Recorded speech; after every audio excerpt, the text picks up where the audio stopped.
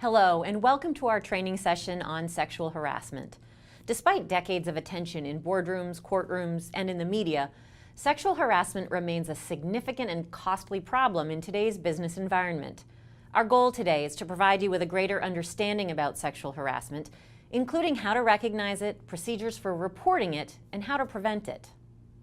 In this session, we'll explore the issue of sexual harassment in the workplace. You'll learn what types of actions and behaviors constitute sexual harassment and what things do not constitute sexual harassment. We'll discuss how to recognize such harassment, procedures for reporting it, and most importantly, how you can help prevent it. Sexual harassment is a form of sex discrimination and is prohibited by federal law, specifically Title VII of the Civil Rights Act of 1964. Title VII applies to nearly every employer who has 15 or more employees. Additionally, most states have similar laws prohibiting sexual harassment, and in some states, the law applies to employers with fewer than 15 employees. In addition to violating the law, sexual harassment negatively impacts the workplace by undermining the integrity of the employment relationship, harming employee morale, and interfering with productivity. It's important to understand the legal definition of sexual harassment. It's easy to confuse what may be thought of as harmless joking or playfulness with acts that constitute unlawful sexual harassment. Sexual harassment includes unwelcome sexual advances, requests for sexual favors, and other verbal or physical conduct of a sexual nature. Harassment's illegal when it's used as a basis for employment decisions or when it's so frequent or severe that it creates a hostile or offensive work environment. Sexual harassment can be overt and entail obvious physical gestures. Alternatively, sexual harassment can be more subtle and consist of innuendo and comments. Also note that sexual harassment need not be specifically sexual in nature, but may also include offensive remarks about a person's gender, for example, making offensive comments about women in general.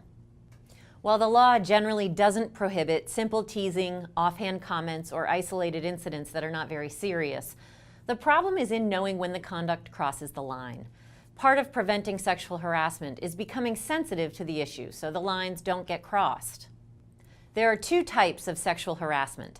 The first category of sexual harassment, known as quid pro quo, results in a tangible employment action such as a hiring, firing, promotion, or demotion. Quid pro quo means something for something. This type of harassment occurs when an individual's employment, job duties, or opportunity for advancement are made conditional on granting sexual favors or being receptive to sexual advances. Let's take a look at an exchange that clearly falls into the realm of sexual harassment via tangible employment action. Francesca is a branch manager at a busy bank. Her area supervisor, Mr. Edwards, has come in to check the quarterly report and deliver her performance review.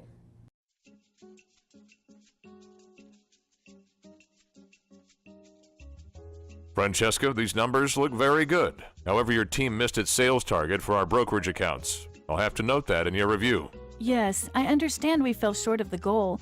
We had a good bit of turnover this quarter. I'm sure that with our new team up to speed, we will do better. It's such a shame, though, that these numbers are off. It could cost you your raise and promotion for at least 6 months. I know, and that's unfortunate. It really was out of my control, what with the staff turnover. You know, I'd hate to see a beautiful girl like yourself deprived of what she deserves. Perhaps we could spend some time together and discuss this further. I'm sorry, I'm confused. Well, I'm in town for a couple of days. Perhaps we could meet later this evening. Spend some time together and figure out how a girl as attractive and friendly as you might get rid of the black mark on a review and get her raise a little quicker. Or perhaps you might find this failure to meet your numbers could result in a demotion. I'd hate to see that happen. Mr. Edwards seems to be implying that if Francesca were to spend some time with him socially, he may improve her overall performance review and accelerate her raise and promotion. He also suggests that she could be demoted if she refuses to see him socially. This is quid pro quo harassment. That is, Francesca can reap benefits or avoid demotion by consenting to Mr. Edwards' advances. The second type of sexual harassment occurs when the unwelcome conduct is so frequent or severe that it creates an intimidating, hostile, or offensive working environment. This could include sexually explicit jokes, photographs, conversations, or emails. Let's take a look at a couple of examples of harassment in the context of a hostile work environment. Mary is the first woman hired into her company's freight department. She's given a desk at the receiving dock among 4 of her male colleagues. One of them has sexually explicit pictures posted on the wall of their shared cubicle.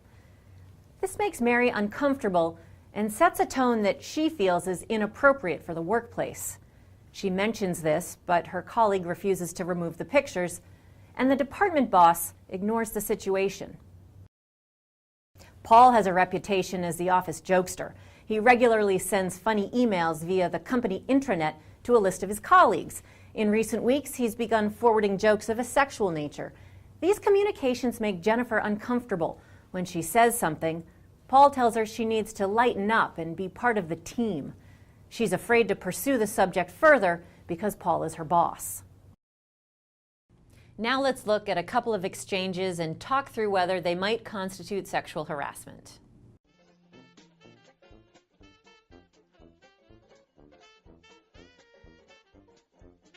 Hey Lisa, you look nice today. Thank you. The blue really compliments your eyes. Okay. Thank you, I guess. Is this sexual harassment? No, it's not. Simply complimenting someone or making an isolated remark about his or her appearance is not considered harassment. Lisa may not welcome Brad's comments about her appearance, but in and of themselves, these types of remarks are not unlawful harassment. If the same remarks were repeated day after day, however, or if they became more suggestive, they might rise to the level of harassment. The speaker's gestures and even tone of voice might make a difference as well. Let's try another exchange.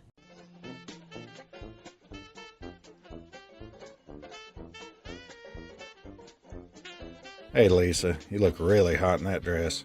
Brad, I wish you would stop using words like hot. It makes me uncomfortable. Can't help myself, you just look so darn sexy.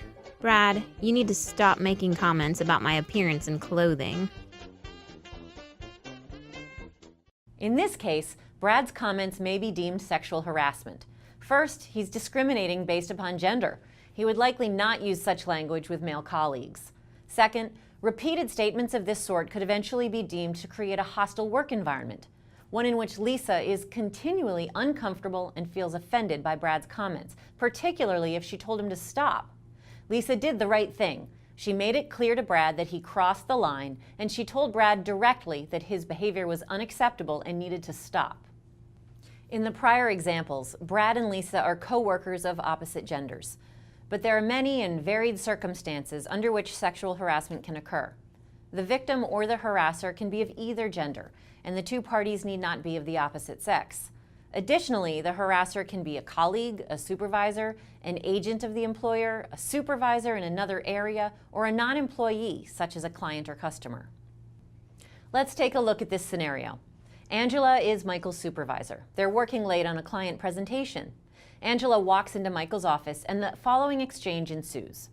Angela approaches Michael and begins to massage his neck. Michael shakes her off. Angela puts her hands back on him.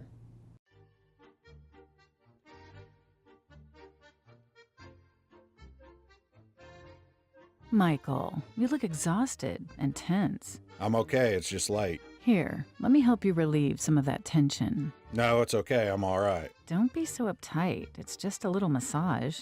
I thought you were a team player when I brought you into this company, but I guess I was wrong.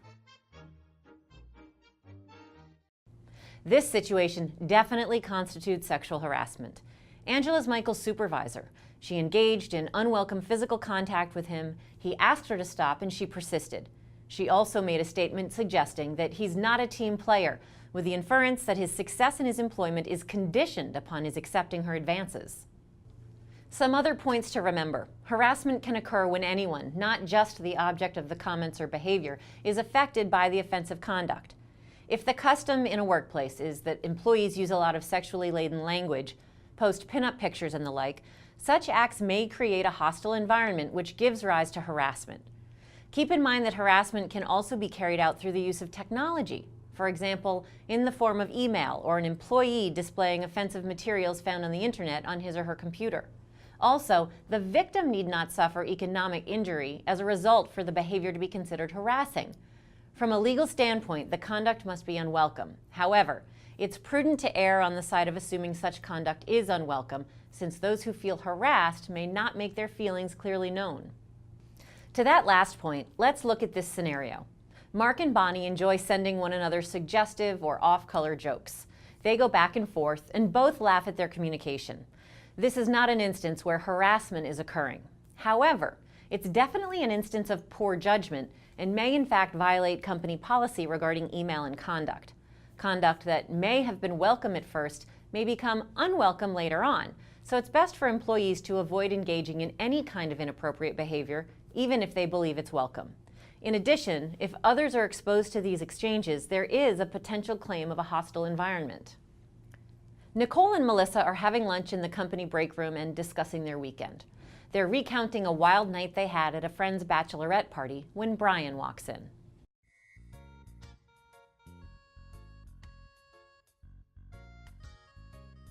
That stripper was amazing. I can't believe I really thought he was a cop. He can arrest me anytime. Oh, I'll bet. Brian, you won't believe what this one did at the club the other night. She was all over that guy. Yeah, guys, that's all right. I don't really want to hear about it. I'm serious. She was stuffing 5s and 10s into his thong like there was no tomorrow. What's his problem? Brian is uncomfortable, picks up his lunch, and walks out. This situation definitely could qualify as an incident of sexual harassment. Even though Nicole and Melissa weren't talking about Brian directly, they were engaging in off-color and sexual discussion in front of him. He told them he was uncomfortable, and they persisted. This is both bad judgment on the part of Nicole and Melissa and potential grounds for a harassment claim. Sexual harassment can take place even outside the physical boundaries of the workplace. Behavior that occurs at off-site work functions, on business travel, at client offices or events, or even in some circumstances online can be considered sexual harassment. Acts which occur completely outside of work and which are not connected to the company's business will probably fall outside of the boundaries of the employment discrimination laws. However, if inappropriate behavior spills over into the workplace from these non-work related activities, it could result in a claim of harassment and be grounds for discipline or discharge. Let's take a look at this situation, which occurs at a trade show outside of the regular office environment and regular business hours. David is a sales assistant working the trade show floor at his company's booth. It's the end of the day, and Mr. Fredericks, an important client of David's firm, approaches the booth. Hello, Mr. Fredericks. Nice to see you. Will you be joining us at the cocktail reception this evening? Absolutely. And after the fact, I hope the firm is ready to entertain me as well. I'm sure we'll all make sure you enjoy yourself. Oh, I intend to. Now that I'm being wined and dined, I'd like y'all to take me to some of the clubs this town is famous for. You know, after hours, dancers, a place where I can be really entertained, if you catch my meaning. If you're referring to what I think you are, I'm not so sure. Oh, come on, David. It's your job to show me a good time. Now get the sales team together and let's go. Honestly, I don't think so. We've had this discussion at 3 other shows this year, and you keep insisting. These clubs are not really my cup of tea and not the place I think we should be bringing our clients. Oh, come on now, David. Man up. You do like girls, don't you? Besides, aren't I one of your top clients? Don't you want to keep my business? Would this be considered sexual harassment, even though Mr. Fredericks and David are both men and they don't work in the same office? Yes, it would.